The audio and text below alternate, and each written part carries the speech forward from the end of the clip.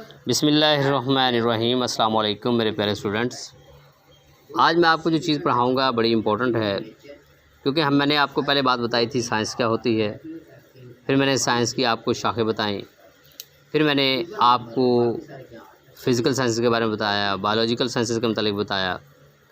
आज हम बात करते हैं फ़िज़िकल साइंसेस की कुछ शाखों की। आपने पढ़ा था फ़िज़िकल साइंसेस में हम बेजान चीज़ों के मतलब स्टडी करते थे। इन फिज़िकल साइंस वो deal with the non living things.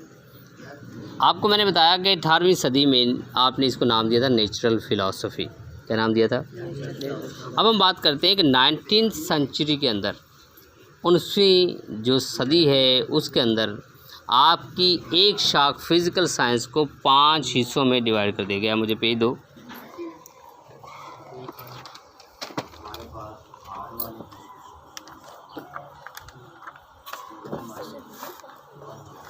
Page साफ निकाल लो बच्चे, नीचे कुछ चीज़ रखो। मैंने पहले आपके सामने ये बात रखी थी साइंस से हमने इसको नेचुरल फ़िलासफ़ी में आए,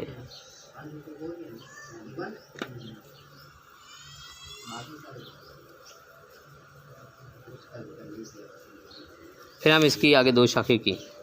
कौन कौन सी? बायोलॉजी, फिज़िकल साइंसेस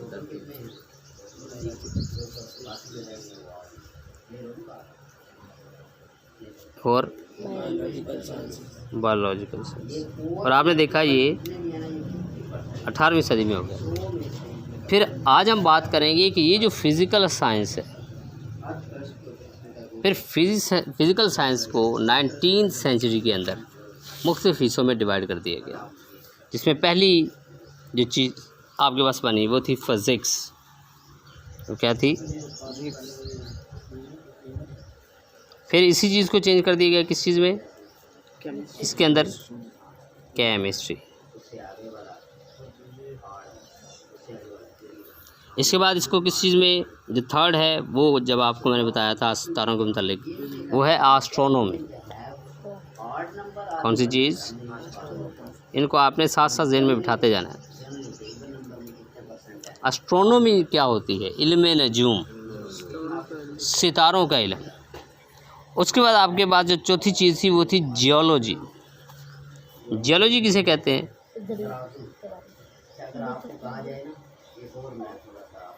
आप जियो का मानी जानते होंगे, जियो का मानी ही ज़मीन होता है। क्या होता है? और जियोलॉजी के सामने, जैसे मैंने आपके सामने रखा, आप इस पर गौर कीजिए कि ये इल्म तबक़ातुल अर्ज़, जियोलॉजी में जो तबक़ात हैं ज़मीन के ऊपर, उनके बारे में स्टडी की जाती है। आप हशरात हैं या बहुत सारी और चीज़ें हैं जिनको हम मैंने हशरात बोला। इल्म तबक़ात में तबक, उसके जो आपके पास उसके हिस्से हैं उनके बारे में स्टडी की जाती है इल्म तबक़ातुल अर्ज़ में, जिसे हम क्या बोलते हैं? जियोलॉजी। यानी सादा लफ्ज़ों में ज़मीन की स्टडी की जाती है। इसमें किसकी स्टडी की जाती है? ज़मीन की। इसके आगे एक बहुत बड़ी जो इसके अंदर फील्ड है, इवन आपके जो ज़लज़ले आते हैं या जो आपके समुद्री तूफ़ान आते हैं, ये तमाम चीज़ें भी इसी के अंदर स्टडी की जाती हैं। उसके बाद हम बात करते हैं 5वीं चीज़ की, और वो है मेट्रोलॉजी। कौन सी? मेट्रोलॉजी की उर्दू में क्या हम बोलते हैं? अगर आप नोट करें तो ये महकमा मौसमियात के बारे में आप जानते होंगे। कोई भी टीवी के ऊपर जब कोई ख़बरें आती हैं तो साथ क्या बताया जाता है? महकमा मौसमियात वाले मौसम के बारे में ये हाल बताते हैं, वो मेट्रोलॉजी वाले होते हैं। ये आपके पास जो ये बताता है वो मेट्रोलॉजिस्ट होता है। ये जो 5 चीज़ें मैंने आपके सामने रखी हैं, इनमें जो सबसे बेसिक्स है वो हमारे पास फिज़िक्स है। मैंने आपके सामने ये बात रखी, जो फिज़िक्स है ये सबसे इम्पोर्टेंट है।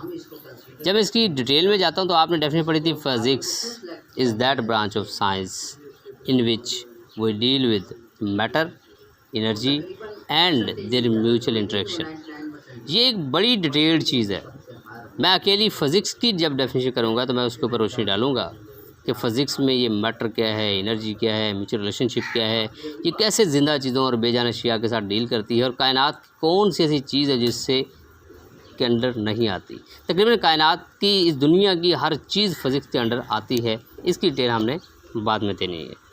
अभी हम सिर्फ इसकी डेफिनेशन की बात करते हैं कि फ़िज़िक्स है क्या। जैसे आप यहाँ देख लें कि in we study matter, energy and their interaction, the laws and principles of physics help us to understand nature. जितने भी फ़िज़िक्स के असूल हैं, जितने भी, मेरी बात पे गौर कीजिए, जितने भी फ़िज़िक्स के असूल हैं, जितने भी फ़िज़िक्स के कानून हैं, वो तमाम हमें नेचर को समझने में मदद देते हैं। ये मैं अब आपको इसकी डिटेल बताता हूँ कि नेचर को समझने में से क्या मुराद है। मैंने आपको बताया कि इसमें हम मेनली जो टारगेट है वो फ़िज़िक्स है। अब मैं इसकी थोड़ी सी आपको डिटेल देता हूँ। फ़िज़िक्स में, फ़िज़िक्स की डेफिनेशन में आपने जो सबसे पहली बात पढ़ी वो क्या है? फ़िज़िक्स में हम मैटर, एनर्जी और इनके इंटरेक्शन को स्टडी करते हैं। यहाँ नोट कीजिएगा, मैंने लफ्ज़ बोला मैटर, इसे उर्दू में मादा कहते हैं। मैंने दूसरा लफ्ज़ बोला एनर्जी। आपके इल्म में होगा कि हमारे पास अगर एनर्जी ना हो तो वी आर नथिंग। इंसान भी जब तक खुराक ना खाए वो कुछ भी नहीं है। इवन वो एक यूँ कह लें मट्टी का तोता तो है, लेकिन वो किसी काम का नहीं होगा।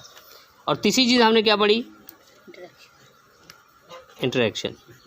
क्या हमने ये 3 बातें पढ़ी? कितनी बातें पढ़ी? 3 बातें। पहले हम इन तीनों को अलग अलग जो है इसके बारे में डिटेल लेते हैं कि मैटर क्या होता है। अब आपने बातें बड़ी और समझनी है। आपने पढ़ा होगा मैटर, हफ्सा ने भी आपको बताया होगा, everything which occupies space and have some weight. हर कायनात की वो चीज़ जो जगह घेरती है और वज़न रखती है वो मादा कहलाती है। अब आपने ज़रा गौर करना है, अपने दिमाग के पर्दे जो हैं उन्हें वुसअत दें, ज़रा सोचें कि वो कौन सी चीज़ है जो जगह भी घेरती है और वज़न भी रखती है। कुर्सी, कालीन, दरख्त, ईंटें, मोटरसाइकिल्स, आपके कपड़े, बाइक्स, पंखा, गडर्स, टीआरस, जो भी टीआर पड़े हैं आपके पास, ये गडर पड़े हैं।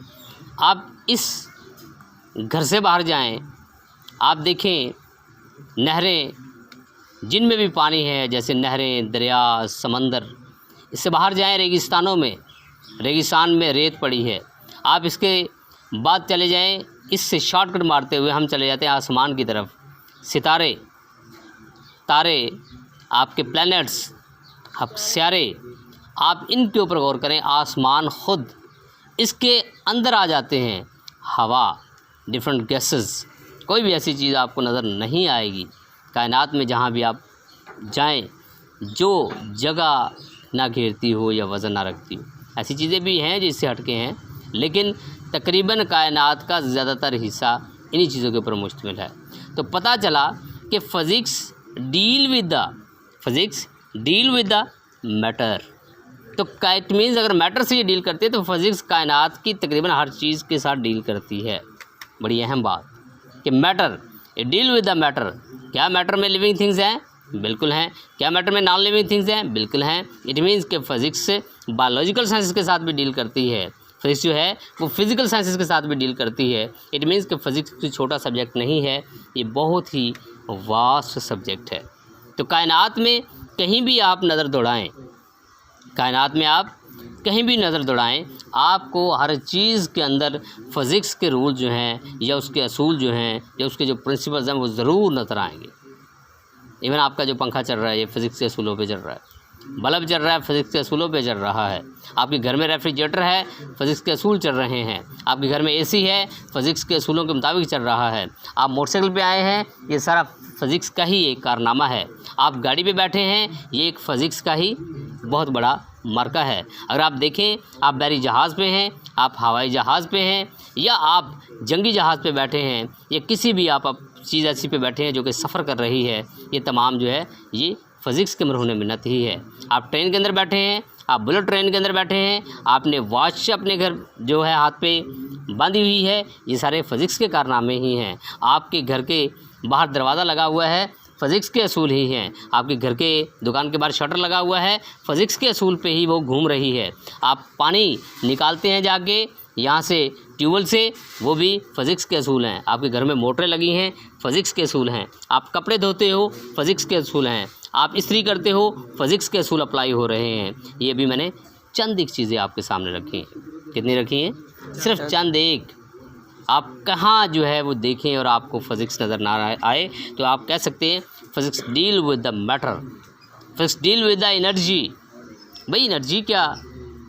ये पंखा हमें कौन सी एनर्जी दे रहा है?